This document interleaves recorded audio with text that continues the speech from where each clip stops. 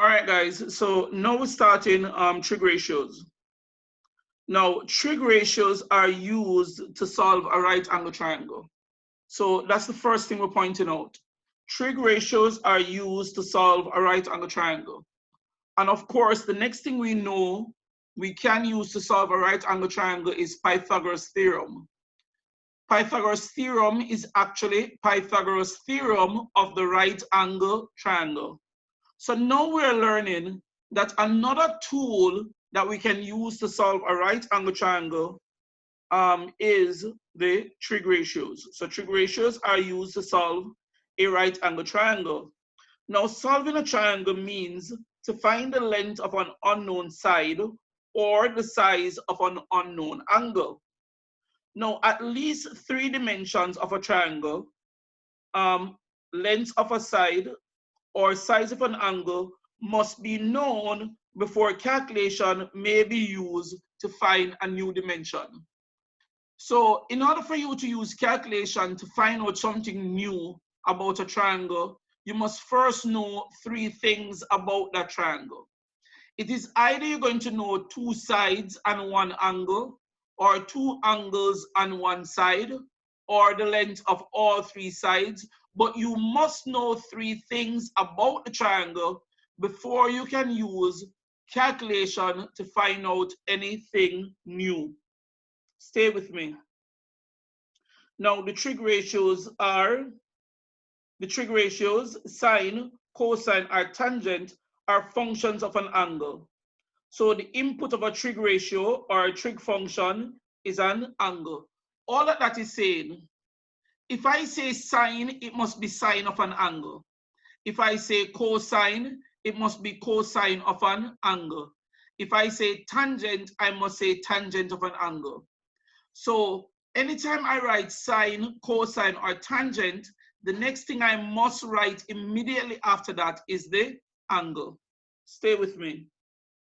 Now, the trig ratios relate the angles of a triangle, of a right angle triangle, to the ratio of the lengths of 2 sides. Now, understanding opposite and adjacent. Now, this is one of the most important aspects of trig ratios. We need to fully understand opposite and adjacent. First thing, the hypotenuse is the longest side of a right angle triangle, and it is the side that is opposite to the right angle. So the hypotenuse is the longest side, and it is always in front of the right angle, always. In front, if a side is in front of the angle, you say it's opposite to the angle. There is no side on the right angle triangle called opposite or adjacent. The only side on the right angle triangle that has a name is the hypotenuse. So opposite and adjacent are not names. Opposite and adjacent are not names. The only side on a right angle triangle that has a specific or a unique name is the hypotenuse. Opposite and adjacent are therefore not what? Names. Opposite and adjacent is a reference, or we could say are references of where a side is in relation to an angle. So opposite is telling me where is the side in relation to an angle. The side that is up in front of the angle is the side that is opposite to the angle. The side that is to the left or to the right of the angle is the side that is adjacent. The side that is in front of it is opposite. So let's have a look at this diagram below. And what we want to see in this diagram is that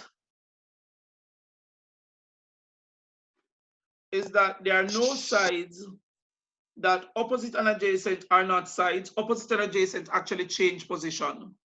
But the side that remains the same is the hypotenuse.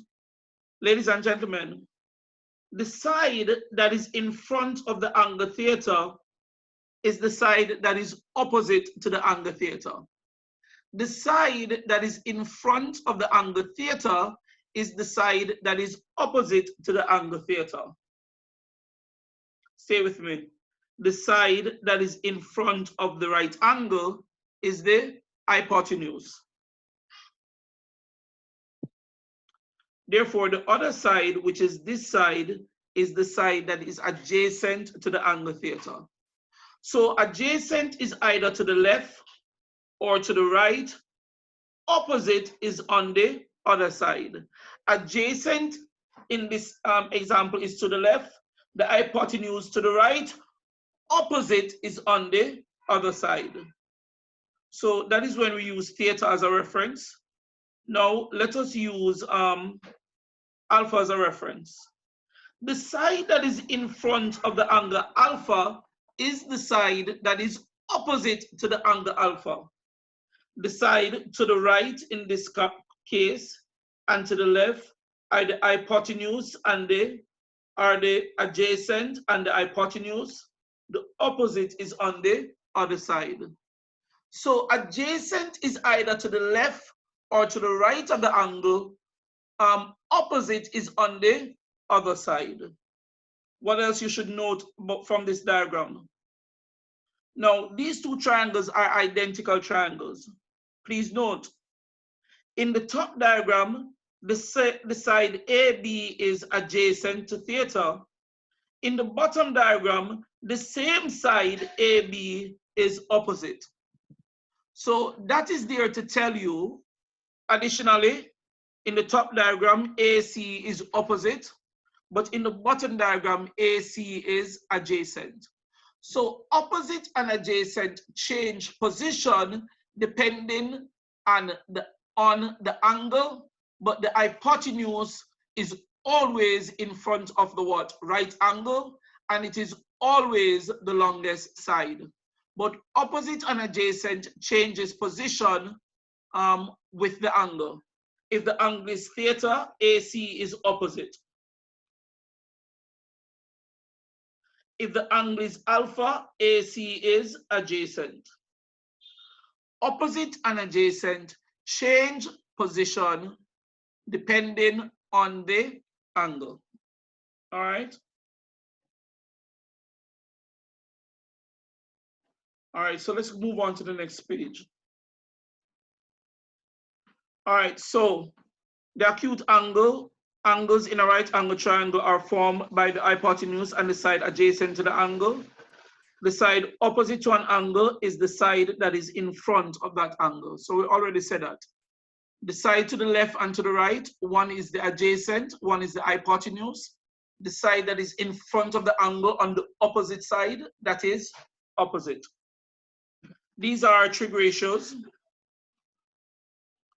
Our trig ratios are sine is equal to opposite over hypotenuse. Cosine is equal to adjacent over hypotenuse. Tangent is equal to opposite over adjacent. So sine, you could shorten it and say sin is OPP over HYP. Cos is ADJ over HYP. And tan is OPP, meaning opposite, over ADJ, which is hypotenuse. So the three trig ratios that we'll deal with are sine, cosine, and tangent. Sine is opposite over hypotenuse, cosine is adjacent over hypotenuse, and tangent is opposite over adjacent. Example 1. So we're going to do example 1. All right, so I'm going to do A, then I'm going to pause the video for you to do the rest, and then I will resume recording and complete the example before we move on to example 2. Now, in each of the following triangles, label the hypotenuse and the sides, the side that is opposite and adjacent to the given angle. All right, let me do E. I'm doing E, and this is what I want you to do. First thing, is the side in front of an angle? That is the side that is opposite to the angle. So I want you to do that. Now, the side that is in front of the right angle, That side is the hypotenuse. So the next side must be adjacent to the angle. So this is what I want you to do. I want you to identify the sides which are opposite and adjacent to the angle, and to identify by labeling the hypotenuse of the triangle. Please complete example 1. All right, so we did E. Now let's do A. The side that is in front of the right angle is always the hypotenuse. All right. The side that is in front of the angle is the side that is opposite to the angle. Sometimes this thing gives trouble.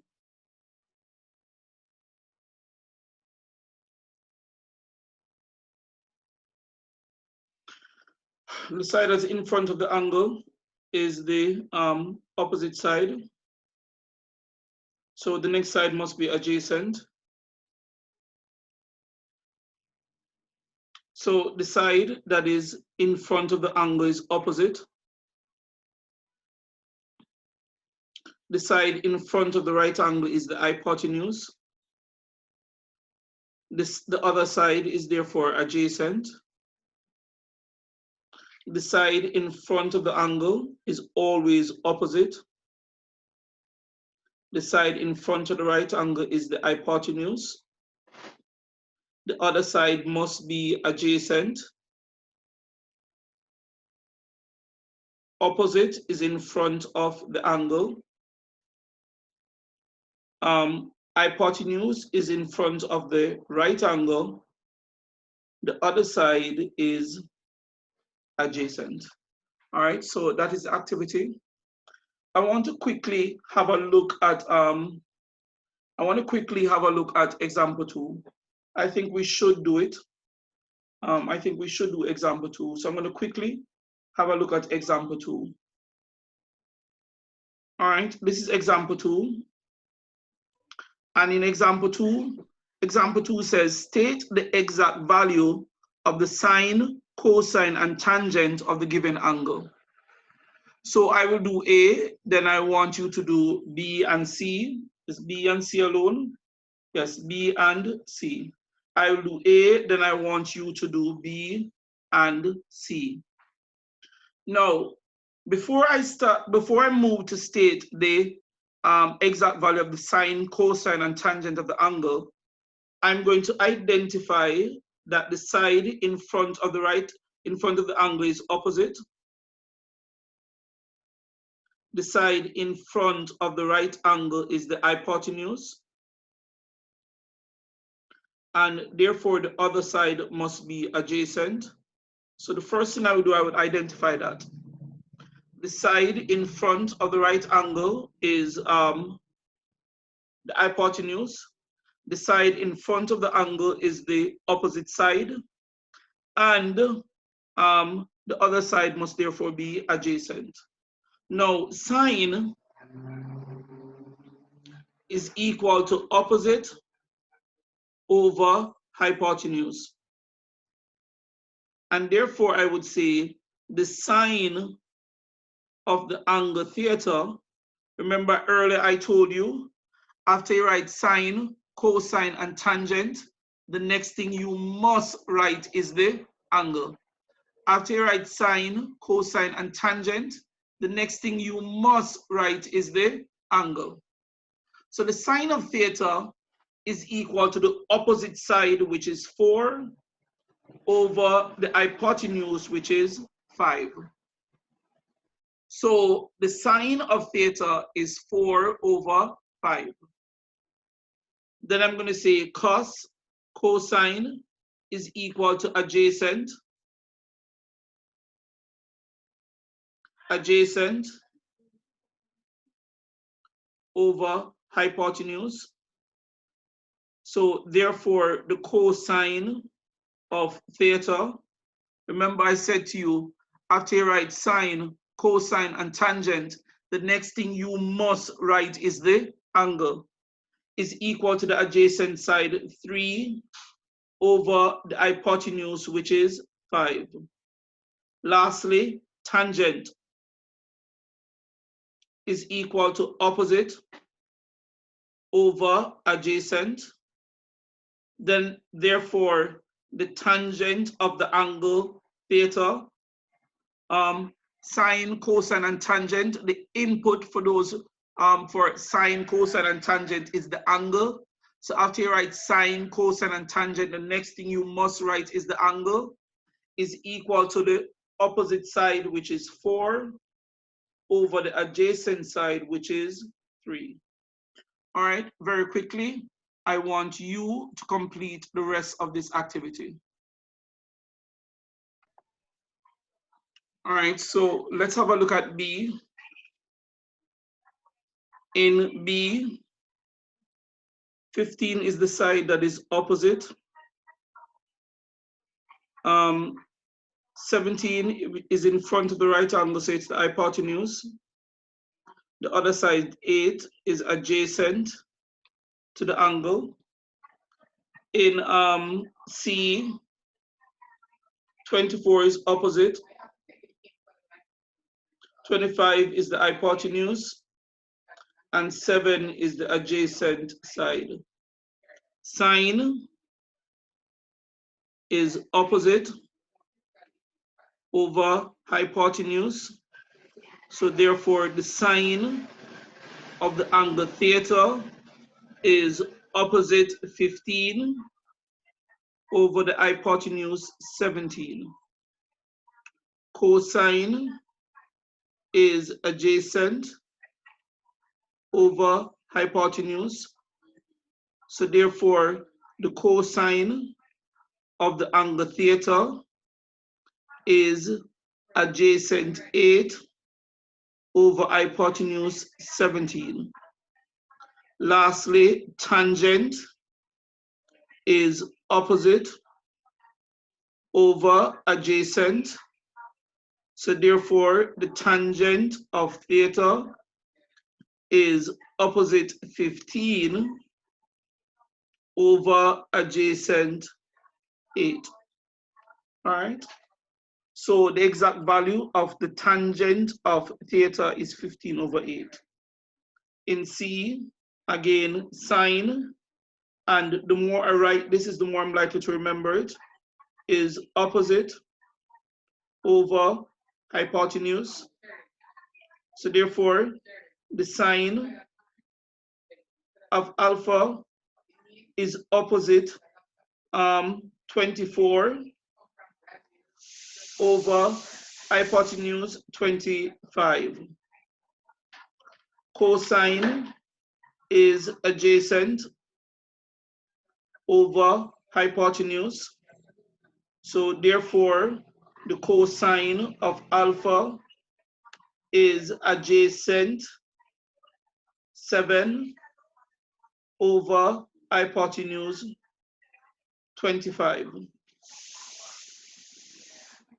And lastly, tangent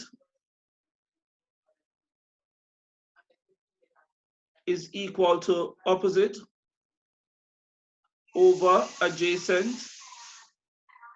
So therefore, the tangent of alpha is opposite 24 over adjacent 7. All right, so let's just double check to ensure that we didn't make any mistakes. Nope, I think we're good. All right, so this is the end of example 2, I think. All right, and in example 2, we're given triangles, right angle triangles, in which all the sides are given, and we were to state the exact value of the sine, cosine, and tangent of a given angle.